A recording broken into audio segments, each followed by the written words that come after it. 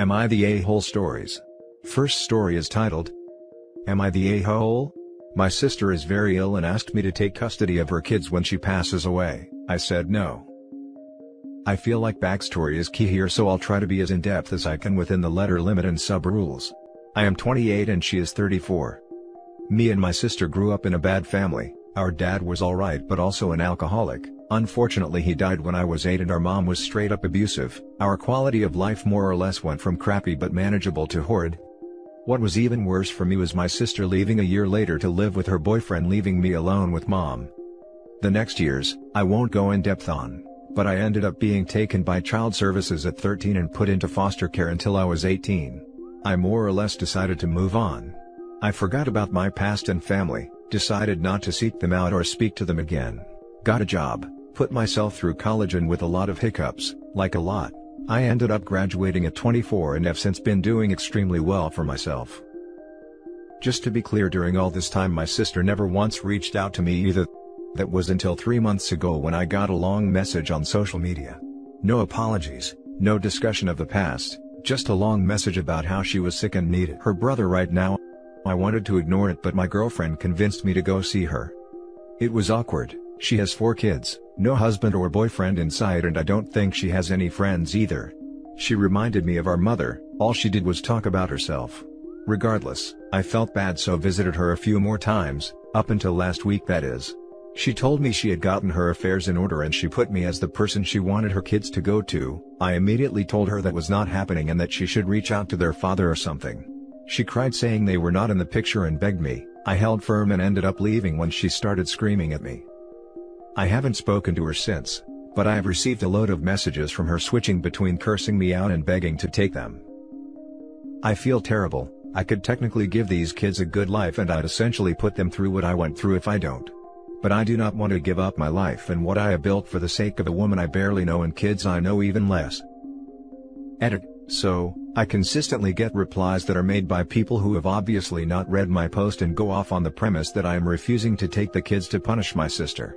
I said no because a stranger I have not seen since I was 9 asked me to make a life-altering decision on taking care of 4 children who were literal strangers to me, 2 of whom are toddlers. I would essentially ruin my own life. Any punishment my sister gets she will get after she passes away, on the off chance there is a God. Thanks for all the replies though, some have been very insightful. Now for the top comments. Not the a-hole. Being blood related doesn't mean they're always family. You're not entitled to do everything. The fact that those kids will go through what you went isn't your fault and won't make you an a-hole. Still feels horrible. I just wonder why their dads are not involved, or at least their grandparents. I understand that, you know what being put in a foster care means and how hard it must be to build up your future all alone. But still, don't do any choices under the influence of guilt. The dads probably didn't care enough. No a-holes here. You're not the a-hole for refusing to take custody of, essentially, a stranger's children. But I'm not going to call a dying, desperate woman an a-hole for this either. If someone is basically slipping down a cliff, you don't call them an a-hole for swearing or screaming at people for help? Even though that isn't okay behavior in the strictest rights and wrongs of it. I'm appalled at the lack of empathy for her in the comments. It is within your power to help them without taking them yourself. Simply by having an extended family relationship with them while they go through the foster system, you will be someone they can tell if they are not well treated. You can be an advocate for them. Just the fact that a relative is around and is seen to care for them, in itself, gives some protection from predatory and neglectful carers. I think it would be a decent thing, and a reasonable middle ground, to offer to do that much. Yeah, I came here to say no a-holes here for all the same reasons. Yes, but I do think that he should not feel obliged to take the kids in. He shouldn't do it to spite her, but if he is not ready to take care of 4 kids, that shouldn't be on him. Where do all of you get the idea of me doing it to spite her? It's a really weird assumption. Not the a-hole. If the kids' fathers are known, they would automatically go to them first. No one else could take legal guardianship of the kids without the fathers being contacted. Your sister should contact the fathers about what's going on. Now for the second story. Am I the a-hole for not giving custody of my sister's kids to their father after she passed away? Honestly, everyone has told me I'm not the a-hole, but all of these people were closer to my sister and I than the kid's father. Want some stranger's judgment? 'Cause I'm honestly feeling like a huge D here. My sister passed away in January 2020. They had discovered a brain aneurysm, and during surgery to remove it, it ruptured. She ended up passing away on the table. She had sole custody of her 3 kids, my niece, J, who is 6, nephew K, who is 5, and another niece, L, who is 3. They are quite upset, while also not really understanding why she isn't coming back. It's a difficult time for them. Background: my sister and the kid's father, M, got together and she got pregnant fairly quickly. We always felt M tampered with birth control to make sure she got pregnant, but with no proof. We said nothing. She was pregnant again fairly quickly, and debated getting her tubes tied as she had 2 kids, a boy and a girl, except because of her age the doctor wouldn't do it. Eventually she got pregnant with L, and not long after discovered that M had been using drugs the entire time she knew him. Now, he was quite obviously in the throes of addiction, and things that she had brushed off before were starting to add up.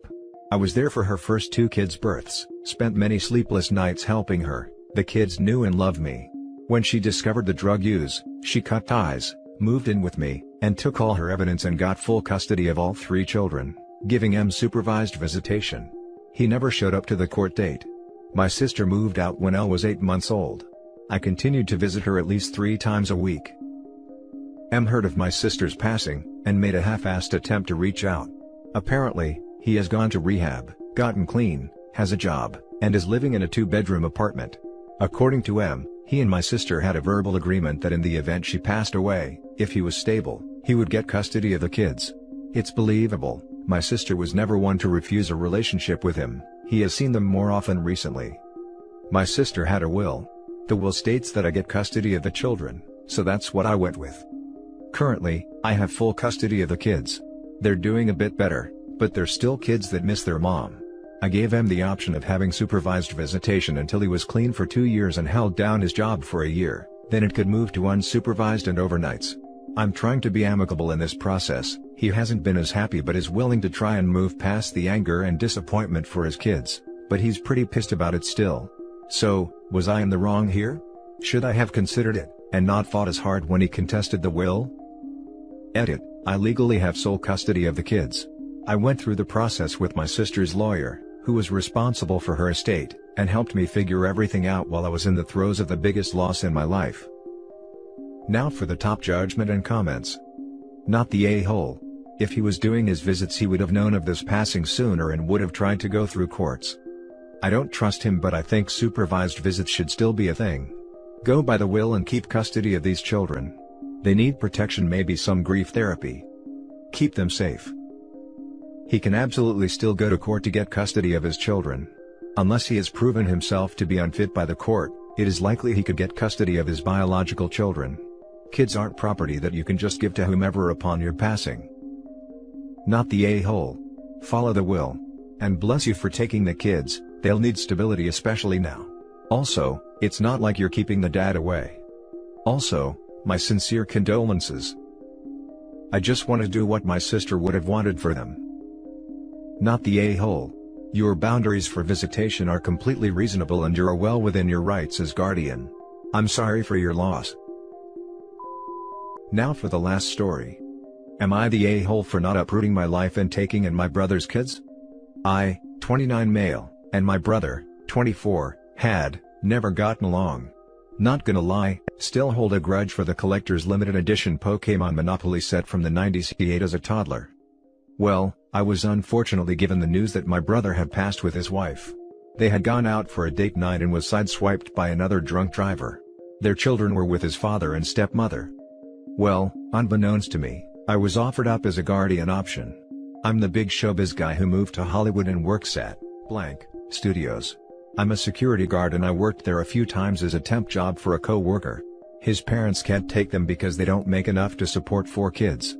And our mom most definitely can't afford to take care of herself, let alone children again.